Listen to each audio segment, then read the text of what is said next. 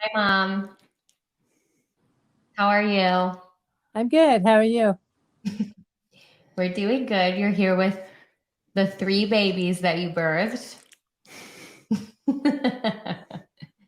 And we have gotten a lot of questions on our TikTok in starting the podcast about everything leading up to the adoption and post adoption. And a lot of people would like to hear what you have to say on the matter. So we have some questions to ask you today. How are you feeling? I'm feeling good. Are you happy to be here? Sure. Okay. So first, tell us your name. Kathleen, Okay. And how old are you? 67. You Do look feel great, Kathleen. You do look great. Do you feel 67? No, You don't look 67. How old do you feel? How old do you feel? I feel probably 57, 55. That's pretty good. It's a thing. It's a scientific thing. Well, Where you feel younger Yeah, than you- you actually are. My mother never did the things that I do at age 67. Never. no, she would never. Can you elaborate on that? What do you do that your mom would never have? I work outside. I plant flowers. I mow lawns. I shovel snow. I drive tractors and motorcycles. And Have you been driving motorcycles recently? no, but I still have my motorcycle license, so I still can. You should get on it. What was your mom doing at 67? Sitting around drinking beer. Okay. I'm so serious. I think I knew grandma when she was 67. Yes, you And I did. think she was sitting around drinking beer, watching basketball. Yes, watching sports too. I love all sports. So, Mom, you didn't want to ever have children.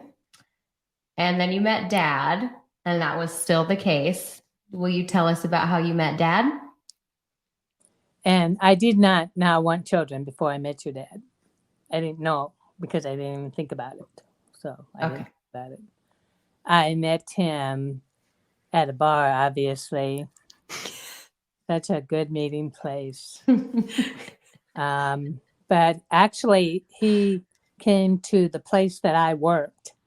He used to hang out at the place right next door, so I saw him on the road a lot too. So that's where I met him. And What when did you he- say on the road, Huh? do you mean on a motorcycle? Now, if somebody's going to change talking, you need to let me know because I'm looking at Rikki. So Okay. I need to be able to look at somebody before they say something. Julianne has a question. Okay. Oh, I just said when you said you see him on the road or saw him on the road. Was it on a motorcycle? Yes. Badass. Did you stop at the same places all the time, or how did you see him on the road? Because I worked right, I would be outside or just got off work, and then the bar that we went to was not too far away. Okay. And what did he say to you when he hit on you for the first time?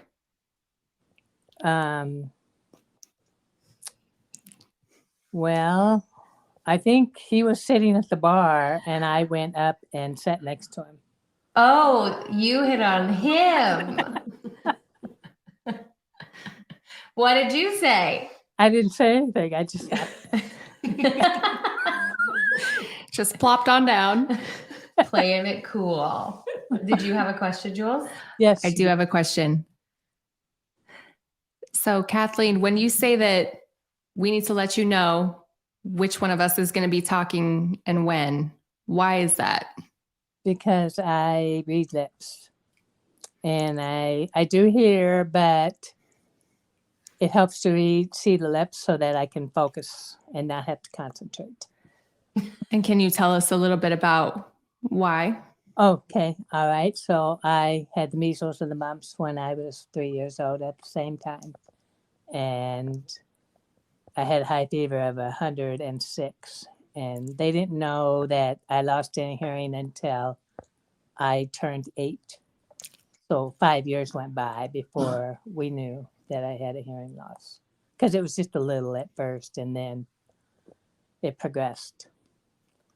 Thank So, you. I know that was backtracking. I just wanted to clarify a little bit. Thank you.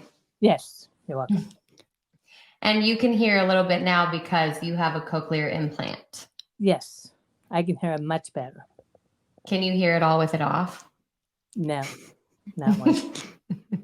Okay. Well, I think that's important when we talk about the decisions that you made down the road. But so you met Dad and you hit on him at a bar. And then you Well, I guys didn't just. hit on him. I just made myself present. What did you She guys was talk like, about "This for the sounds first it." time? Oh, I don't remember. Nothing notable. He was And then, married. oh, okay. Well, we know that he didn't. He said those other 2 marriages were nothing of note. Of course. So then he got divorced, Yes. and then you guys started dating Hmm. in that order, I'm sure. And then how did he ask you to marry him? He gave me, I opened up a ring for Christmas, an engagement ring. Cute. It was the one that you lost.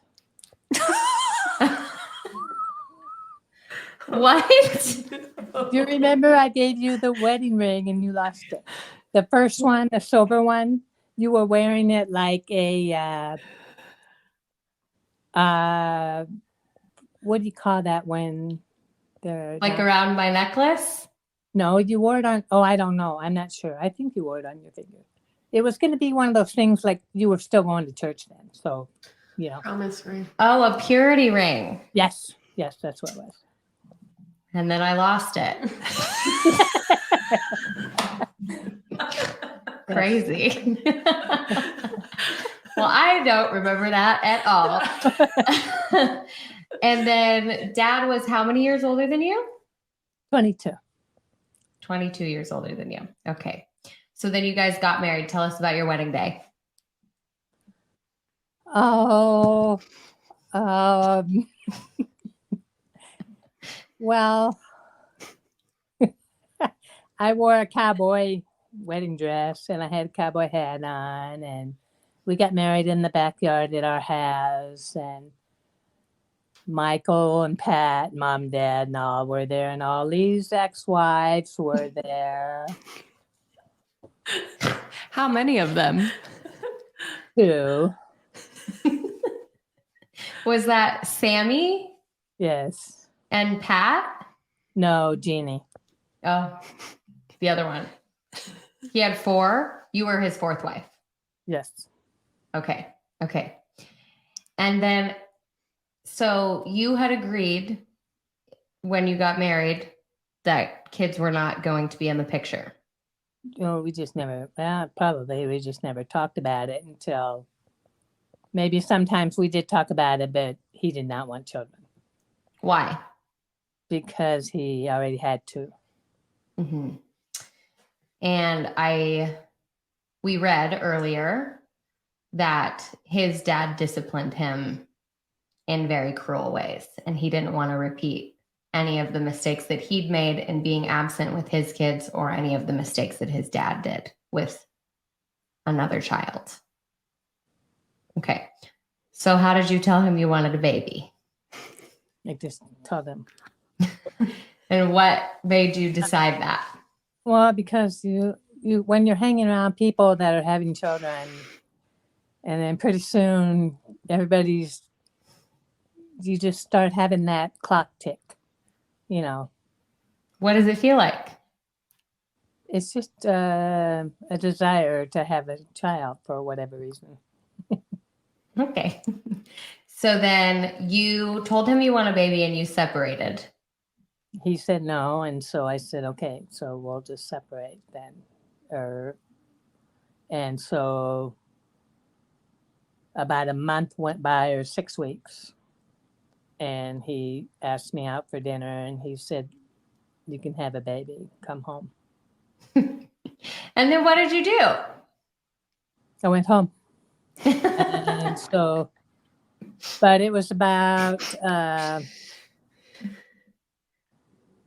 3 months later. By the time we got all of the information that we needed to do what we were going to do to get artificially inseminated, it was about 3 months, because I had to get on pills to make my hormones right and to make my chance of getting pregnant the best possible. And so you chose to go the route of sperm donation. How did you choose a sperm donor and how long did it take you? Well, I'm sure I chose the one I chose the day I got the papers or whatever, wherever the information came from. I don't know. I don't recall where that was. And I picked him because he had curly hair and green eyes. And so I wanted you guys, my child, to have curly hair and green eyes. So Thanks, Mom. Mission accomplished. 2 out of 3. I have a question. Kendall has a question. Kathleen, what color are your eyes? they're blue, Same. but they were green back then, I think. Sometimes they're green. I mean, sometimes they're green. It just depends on what I'm wearing. Same. So I got You have yours blue and eyes? they got his. Yeah. Okay. Do you think that Kendall looks more like you than the other 2 of us? Well, in some ways, I definitely see me and you and Julianne and Kendall in different ways. Mm-hmm. I think we look more like you when you were younger. Okay. And Kendall looks more like you now. I'm sorry. Although she's... I'm sorry you look like me when I'm older. No, You look I'm beautiful. happy about it. So you had one unsuccessful sperm donation, Right. and then the next one took. Right. How did you find out? I found out very quickly, actually, because they tested me in 2 weeks, and I was falling asleep at work, and I never, ever did that. But I took a pillow to work. That's how tired I was. Where were you working? At the post office down in Denver on Wine Coop, 17th and Wine Coop. Look at her plait her hair like Kendall does. Like Kendall. Yeah, I do that. So you were sleeping in a post office? Okay, so then you went to the doctor. Oh no. Oh no. So then they tested you and you found out you were pregnant. Yes. How did you feel? No. How did you feel? They called me. Actually, they called me.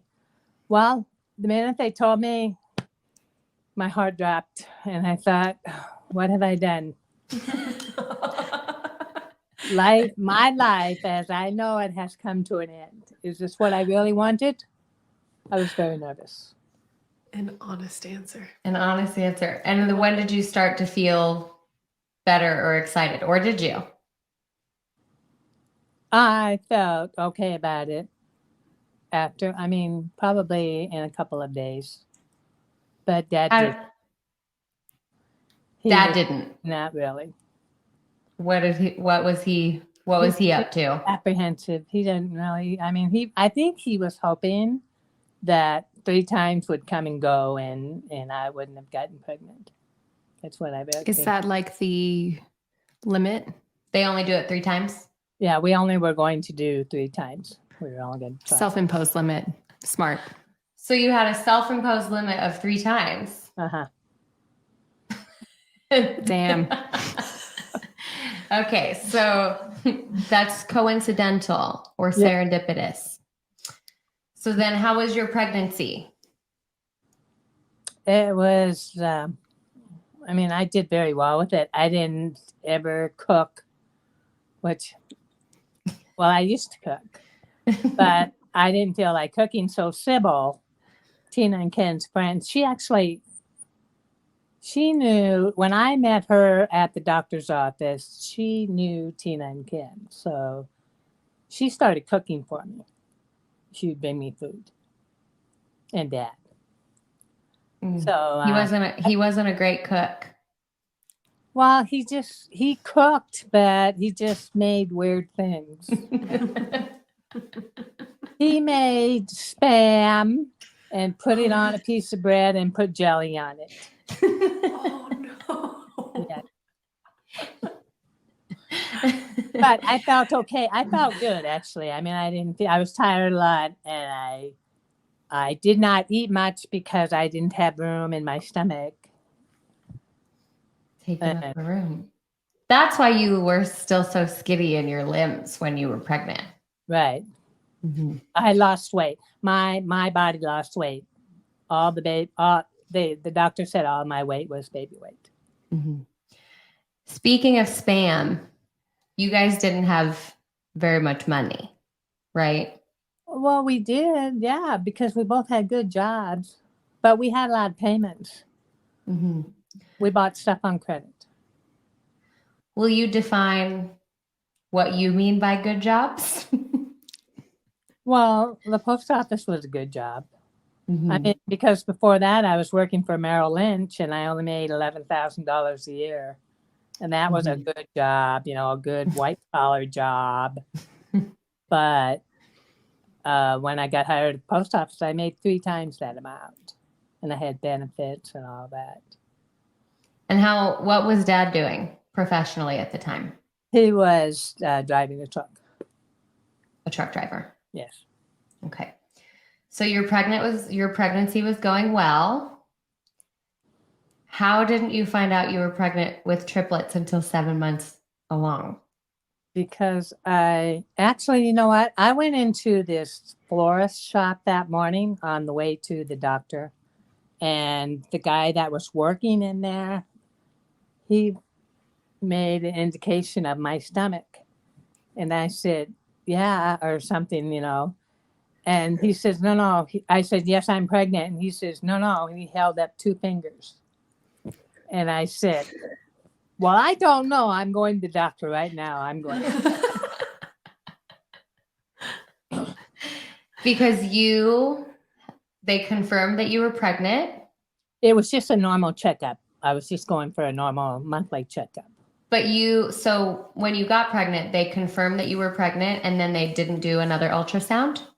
No, because I went back to Dr. Green. I left Dr. Vargas, who was the gynecologist that helped me get pregnant, and went back to Dr. Green. Okay. So a lot of the discrepancy would have been that you got pregnant with one doctor and then saw another doctor for the majority of your prenatal care. Right. And after this happened, Dr. Vargas said, this will never happen again. From now on, they're going to stay with me until they have birth. Mm-hmm. So you went in and you had an ultrasound, and what did they say? No, well, okay, I went in and Dr. Green was checking the heartbeats, and she measured me, and she said, uh-oh. And I said, what? And she said, we need to have an ultrasound. And I said, why? Well, because you're 28 weeks and you measure 32.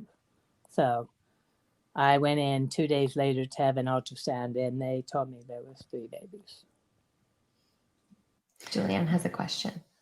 So just to clarify, Kathleen, this situation was so unheard of, had never happened before, that it actually changed procedure for the doctor that helped you get pregnant from that time forward. Yes. Because not only that, Julianne, but the pills that I took were only supposed to create a 5% chance of twins. Oh, wow. So the fact that I got pregnant with triplets was another thing that was, Just like statistically off the charts. yeah. Okay. So they said she did an ultrasound and she heard 3 heartbeats and she told you that there were 3. Yes, that was at the hospital. I went for an ultrasound at the hospital. And so what did you feel? Say? I You cried. Yes. What did Dad do? He was not happy. He just glared at me. I mean, pretty much he was just not very happy. So then So you on the went way- home.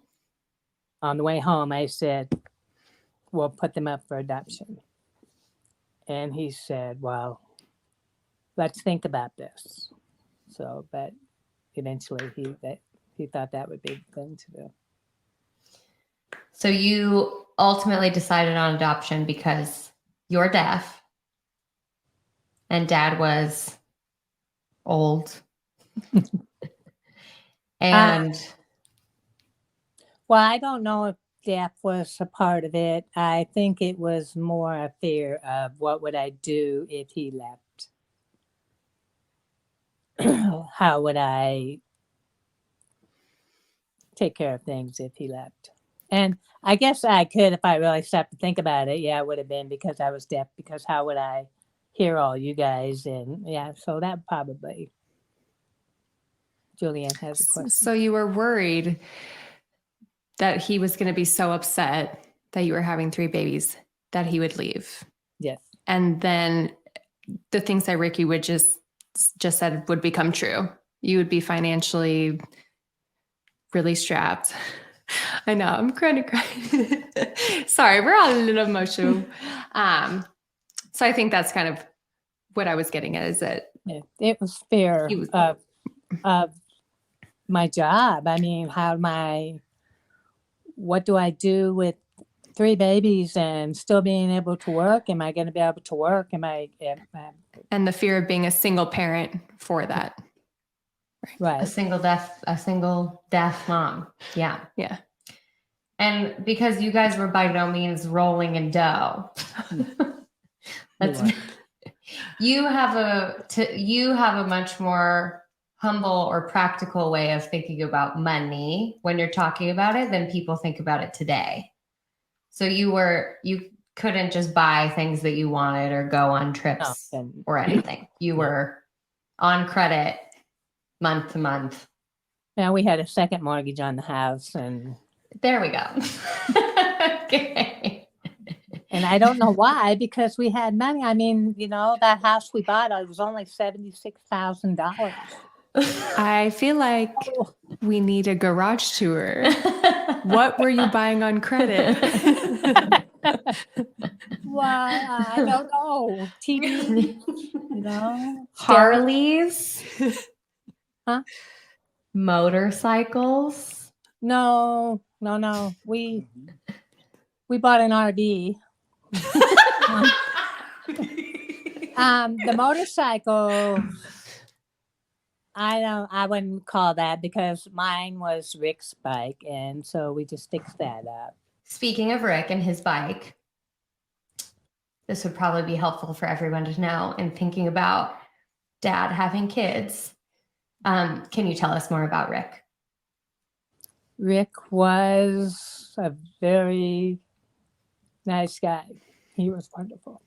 Who was he? He was Lee's son. I mean, Pat was his mother. Is that what you So Rick was Dad's son from a different marriage. Yes. Mhm. I'm sorry. Yes. Yes, And Pat. Pat was the mother of Rick and Cherry. Mhm. So And Dad had 2 he's a kids. wonderful guy. Dad had 2 kids with Pat, Rick and Cherry. And he was best friends with Rick. Well, yes. And you keep trying to tell me that you weren't in love with Rick. I wasn't. In fact, but you know what Rick said to me once? He was out of town, and we were down at the bar, and we were dancing, and he said, it's too bad that my dad met you first. Yeah. But And then what? he would never do anything like that. No, he loved you. Yes. Yeah. And then what? What happened to him? He was killed on his motorcycle. Approximately three blocks from home. So he had been at a bar, and he left the bar, and it was up on Wadsworth somewhere, and he was turned off, and he came to an intersection, and a lady turned left in front of him. Can you tell us more about how they told you and Dad? The sheriff and the mortician came to the house at 2 a.m. And it was blurry after that. I mean, Troy even came up to me and he said, "You're going to have to let him be, and so he can find his way." So do you think that because Dad had such a beloved son that died, he would have been more apprehensive about having more babies? I don't know. He died in 1982, so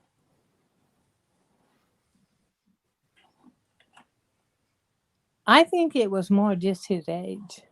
I don't know, Rikki. We never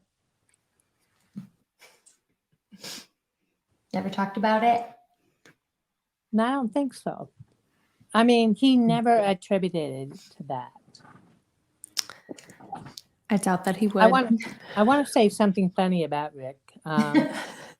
One time so he was living with us, and so I was walking to go into the bathroom or something, and Lee was standing there talking to Rick, and his bedroom door was open, and Rick was sitting up in bed, so he just had his chest with no shirt on, and he saw me, and he went, and the covers up to his chest.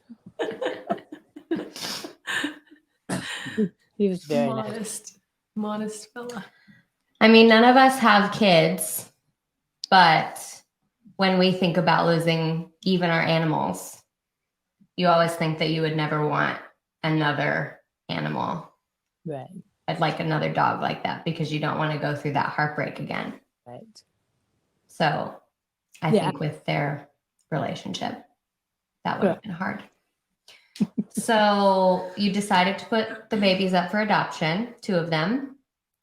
And then tell us about what you were looking for in adoptive parents and how you found Tina and Ken. I first interviewed 2 other couples before I interviewed Tina and Ken. One of them actually was, you remember Jeannie and Frank next door?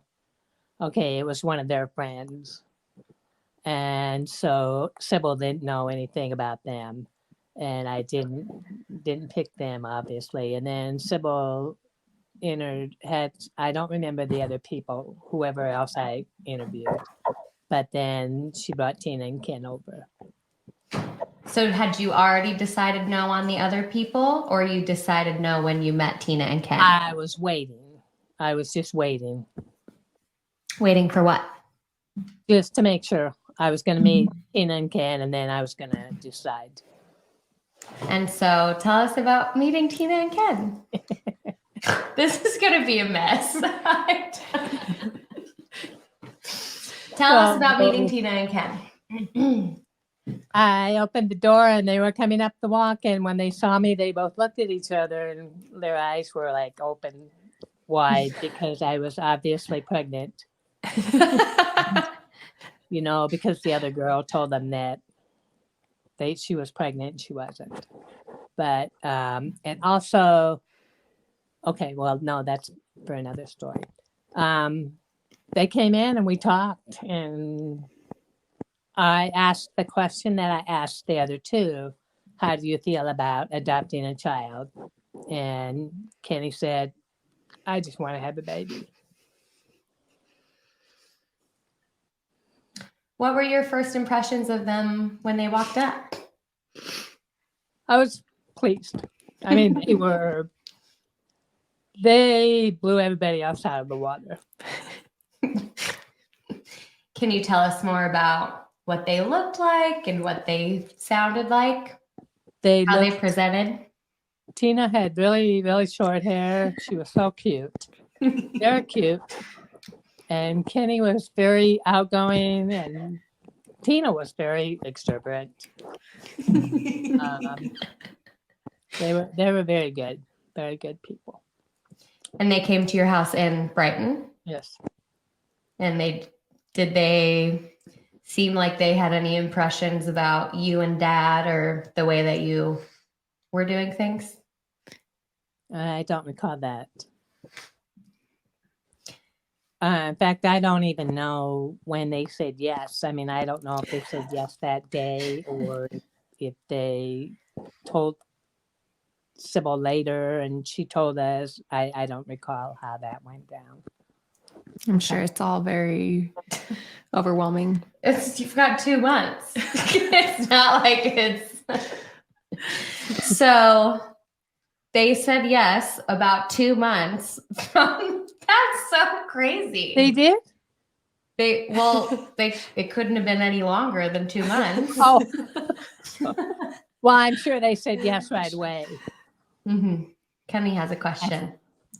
I have a question really quick. I just wanted to clarify a little bit. So you asked them how they felt about adopting because the child wouldn't be biologically theirs. Right.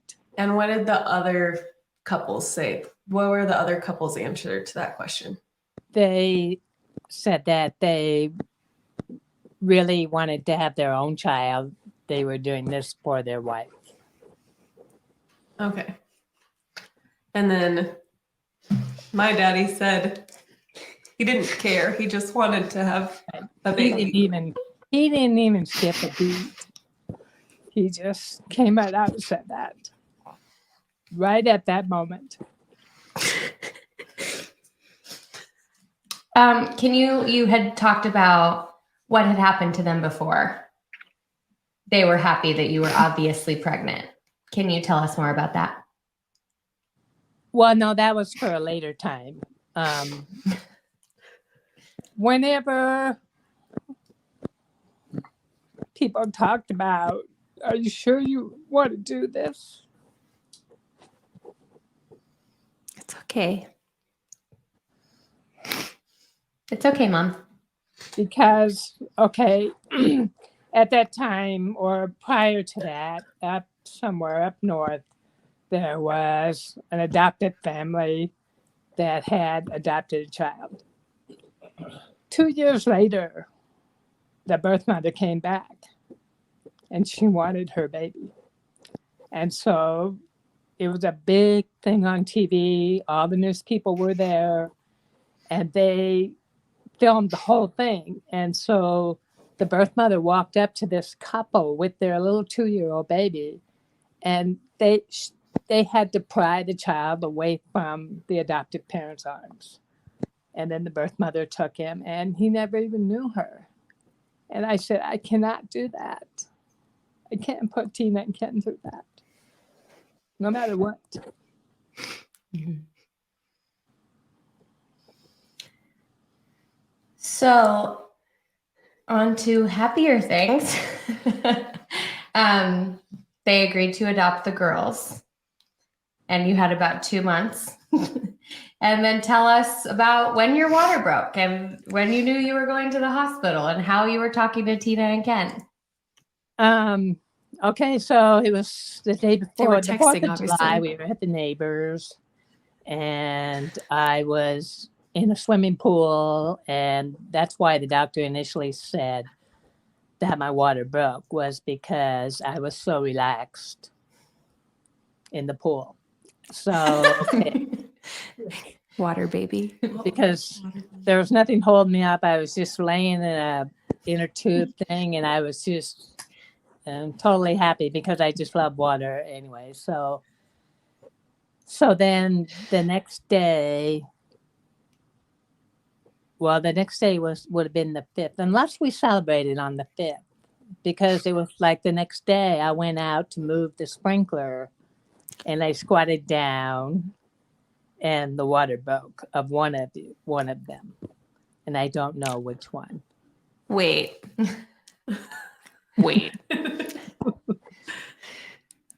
When you are having more than one child, do your waters break separately? Yes. Oh my God. I was today years old. Today I learned. Okay, so you bent down to move the sprinkler and your water broke. Now, also, I need to add this. Okay, so the day that I found out I was having triplets, I had to leave work. So I had to stay home because they wanted to make sure I didn't do anything physically to create the babies coming any sooner than necessary.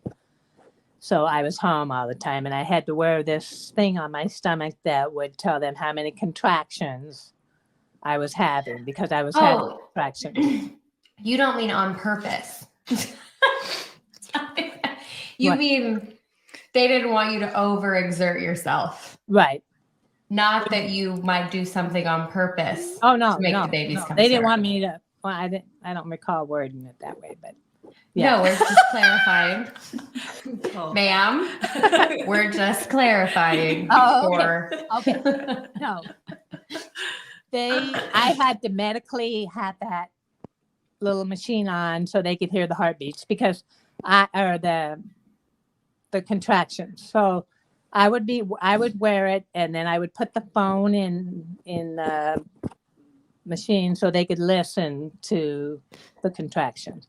And one day I had 9 contractions, and they're like, "What are you doing?" I said, "Well, don't know what I was doing, but I had to start just laying around and not do anything." But that day I just happened to move the sprinkler, and the water broke. That day, I just happened to be doing very strenuous The work. most. Well, you know what? I'm assuming it was Julianne's water that broke. But reading those medical reports on Kendall, it's possible that it was her. Mhm. If she had. But didn't that paper say that Kendall was breathing amniotic fluid or something? So You were just sitting in there in your own stuff for a day. Wow, nice. Sorry, sis. Explains It's a miracle. She turned out as well as she did.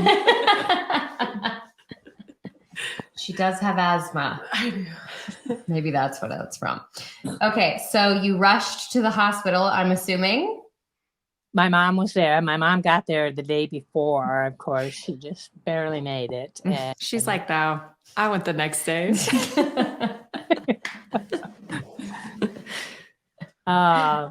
and Wait, so, when okay, is grandma? Wait. When was grandma's birthday? the 5th. So she got there on her birthday. Yes, or maybe on the 4th. I don't know, but she was there for the party. So, I mean, she got there just 1 or 2 days prior. She was just there. So And anyway, this so is- Jeannie and Jeannie drove me to the hospital because Dad wasn't home. He was on the road. So Mom stayed back and waited for Dad because they must have called him. And so he came home right away and got my mom. So got to the hospital, and Lee started calling Tina and Ken. And so they were on their last vacation as a married couple without children. And they were up in Fort Collins or some lake in Loveland. Loveland. Mm-hmm. Okay. And apparently their friend came. On the shore. Kenny was out on the lake with his friend, and then Tina got the call from Lee. So she's running out there, yelling at them to come into the house, and Kenny's saying, "No, you didn't want to go fishing when we left, so no, we're not coming back." And she's going, "No, the babies." You guys, I'm just going to say, They were probably not sober. No, it was 4th of July weekend. We were born on a Saturday. They were schmammered. lit. On the middle of a lake in a paddle boat. Yes, they were paddle boating. I'm pretty sure. Yeah. And so they had to drunkenly paddle boat to shore after giving the ladies on the shore shit because they were like, no, you didn't even want to come out with us. You stay up there on the shore. And they were like, no, we're having a baby. I'm sure they just called an Uber. Yeah, totally. They called an Uber. So then you got to the hospital. How long were you in labor? I didn't have any labor. No labor. No. Damn. I got to the hospital, and within an hour and a half, I had the baby. And how soon did Dad show up? Oh, okay. They did. They were able to show up just before they took me into the. Oh, wait a minute. Wait a minute. Dad brought me to the hospital. Okay. Mom stayed home because they didn't know if it was a real thing. They didn't know if I was really going to have a baby. Well, and Dad and Grandma probably couldn't be in the same car together. Probably not. So he said, "Oh, jump, trouble jump." Anyway, so then Jeannie brought my mom up, and so then my mom was very happy to be able to see me before I went in for the surgery. Mm-hmm. She was crying. Wow, she never cried. She did sometimes. Okay. So then you had a C-section. Mm-hmm. Were Tina and Ken Absolutely, at the... without question. Yeah. They do that. I mean, they do that with twins now, I believe, automatically. And here's the big question that everyone on TikTok wants to know. How did you choose? Yes. It? That's it. Because Dr. Vargas, of course, never told me that anyone was identical. So I had asked that question: are any of the girls identical? Because after I found out I was having 3, I educated myself on multiple births, and I didn't want to separate identical twins. So he never said that anybody was identical. So Julianne was first. Oh, wait a minute.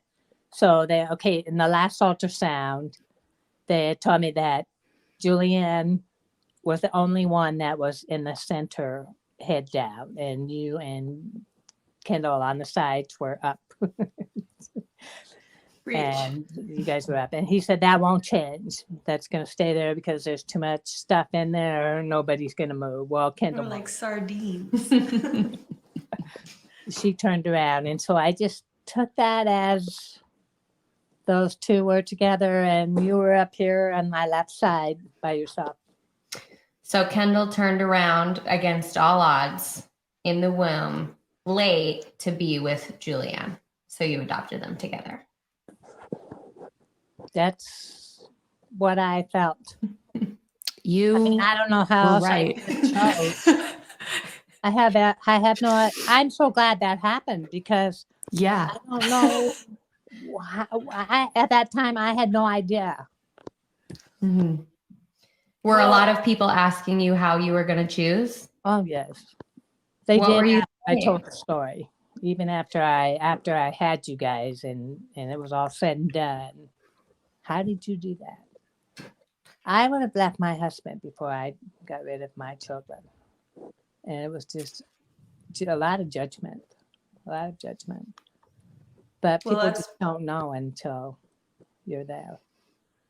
Let's be real. If anybody had ended up with these 2 together, they would no longer be with us. Tina has said that. Tina has said, I'm so glad I didn't get Julianne and Rikki together. She says that all the time. Rude. Rikki, So she's you right. guys know that? No, we do that. Oh, okay. I'm so glad I have sweet Kendall. I'm sorry that you were judged. I say all the time, if Colin and I'm going to say this to the internet, if Colin and I were to have a child and have to choose between each other or the child, I would always choose Colin because that's the person that I chose to be with in the first place. And I've made a sort of a commitment to them. Wow. And Yeah. Also, I had never had kids before. I mean, that was my first ever pregnancy at age 35. I never had any siblings younger than me. I never babysat anyone. I didn't know any younger kids. And so it was very easy for me in my mind to make that choice. However, after, I could have never made that choice again. I would have never chose that again. Having no love of a child, I would have never did that again. I just want to say that we have never judged or felt any kind of animosity or anything. We're very, very grateful to you for what you did. Thank you. We are very grateful, and this whole thing has been so much fun to do together. But that is the number one thing that has been coming up on social media that we're having to kind of shield my mom from. I think you're not going to be buying into that kind of thing as much as she is, but she has been so up in the comments of TikTok and whatever. And that's the number one thing. And that's not by any means the chief reason that we wanted to talk to you, but that's why this was so important, because we want people to know that there was a very good reason for this, and that none of us three harbor any ill will, judgment, and we know that this is the way that this was supposed to happen. well, and I think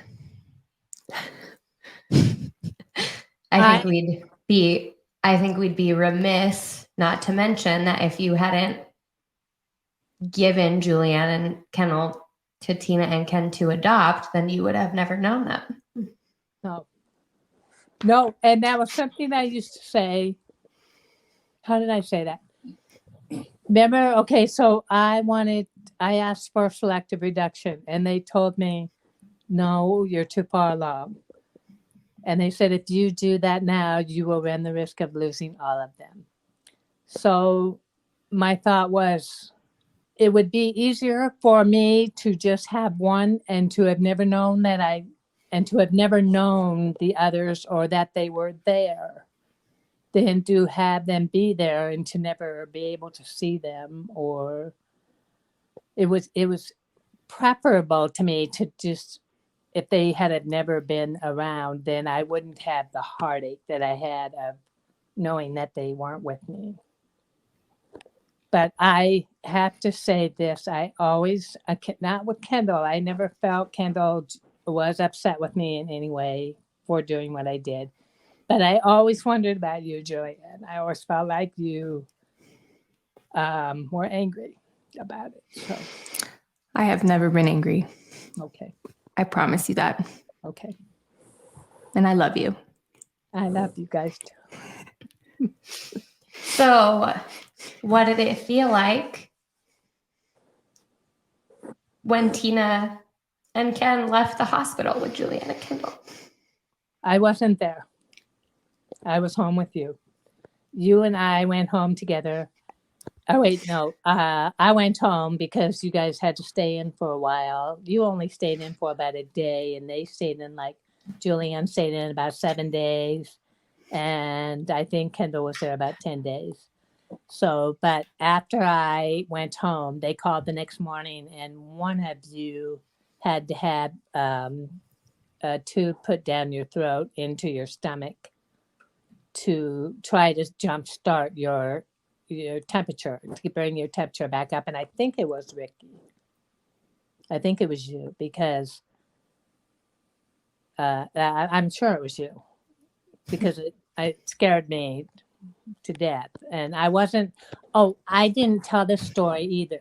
Okay.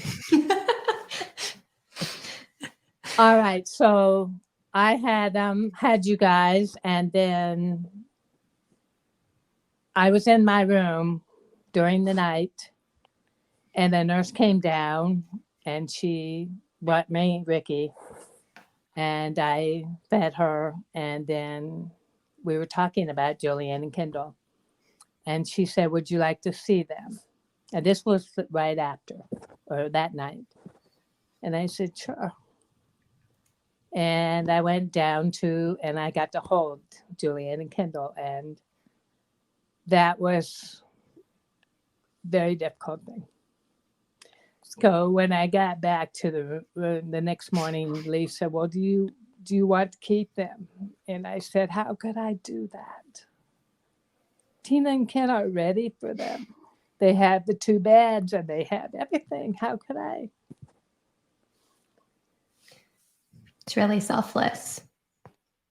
Very Because brave. you would have, she would have been well within her legal rights, I think, to Yeah, have made that decision, and they would have that been would have devastated. destroyed my mom permanently.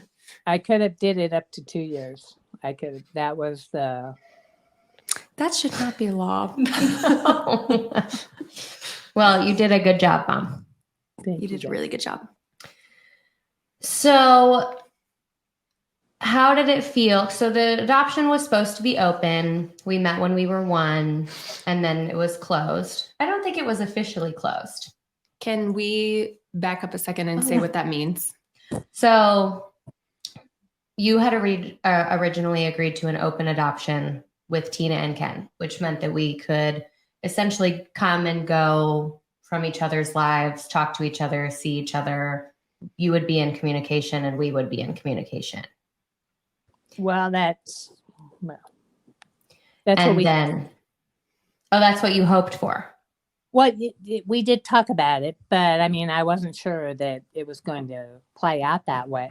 I didn't know if Okay. they changed their mind. And so then after we met when we were 1, I think that was too much. Right? No, you were 6 months. You were 6 months old when we met in the park. That's where that pictures are from. Oh. That was 6 months old. Okay. But wait a minute. We went to their house in Inglewood probably after a month. We went down and we took you down there, and we were passing I think there's a videotape on that. We were passing babies around and all that. And then we met again at 6 months at the park in Denver. When you went to see them in Inglewood, were they happy? Oh, yes. Yes, we were all just, it was funny seeing how we all learned, because Tina and Ken and I were the first-time parents, and Dad had already been through it all. So we were all talking about, well, babies did this and that and all that. It was. And when did you know that you did the right thing? Oh, let me think. I'm trying to think of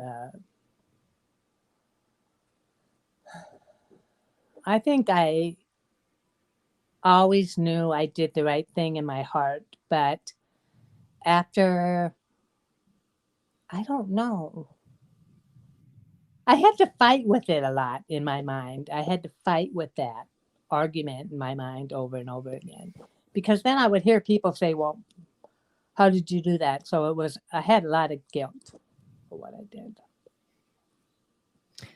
Do you still? No. Why? Because look at you all. You're all together and you're healthy and happy and smart. Some days. So last question. What, having that experience and seeing us all grow up, would you want other parents considering putting their babies up for adoption to know, and other parents adopting babies to know? Well, obviously, I believe in adoption 100%. And because they want to have children too, and they can. So, I mean, there's so many different ways to have a baby now. I mean, you can do the surrogate and you can do, all this other stuff. But back then, that wasn't so prevalent. So, I think it's important because, for one, I think that you've saved the baby and let the baby live and have a good home. And I think that you want to listen. You want to have a heart to let other people experience being a mom and dad. I definitely would say that, I mean, for me anyway, I couldn't have done it more than once. So if I would have gotten pregnant again by some chance and couldn't or whatever, I wouldn't have been able to do that again. Wouldn't have been able to put them up for adoption again. With it being a law that a birth mother can come and reclaim her babies up to 2 years, and after meeting in the park at 6 months old, do you think that's probably why they decided to keep us separate after that? Probably. Did you ever talk about it?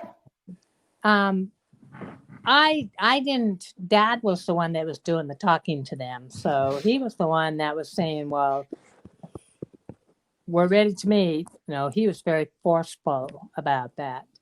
And I just wanted to make sure, and I know you've seen the letter, that I wanted to make sure that you girls had a chance to know each other. I mean, it was about you guys as sisters. It wasn't, but that was after a few years went by. So it would be hard. Yes. I mean, that was a good play on their part to be a little bit nervous about letting us see the babies and saying, oh.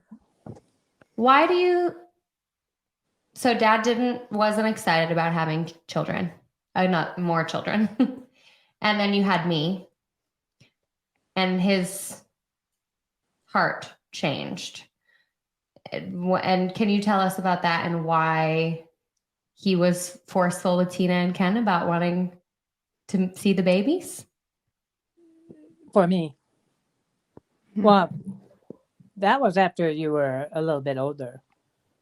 But I can tell you that when I first brought you home, he didn't do anything. I took care of you.